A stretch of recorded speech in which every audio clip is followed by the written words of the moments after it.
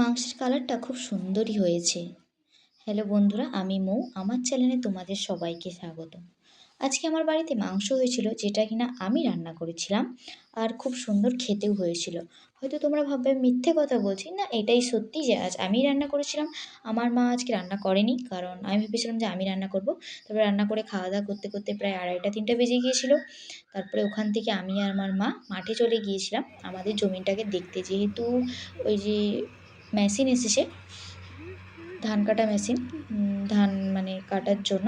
যার কারণে আমি আমার মা চলে গিয়েছিলাম আমাদের জমিটাকে দেখতে, যে কাটার মতন হয়েছে কি না। তো ওখানে একটা কাউকে নোটিস করবে, যে কাকুটা আমাদের দিকে দেখে হাসছিল। তো আমি ভিডিও বানাচ্ছিলাম বলে তাই হাসছিল।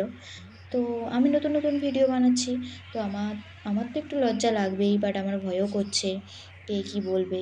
যাই হোক, তবুও আমি ভিডিও বানাচ্ছিলাম। আমি জানি অনেকে অনেক কথা বলে, সেটা ঠিক আছে, আমি গায়ে মেখে নেবো। তারপরে আমি ভাবলাম যে আমার বদনটা তো ভালো না, তবু আমি ভাবলাম যে আমি নিজেকে নিই।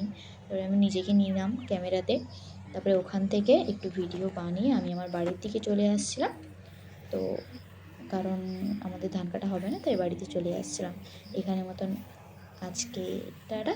পরে নেক্সট ভিডিওতে তোমাদের সঙ্গে আবার দেখা হচ্ছে।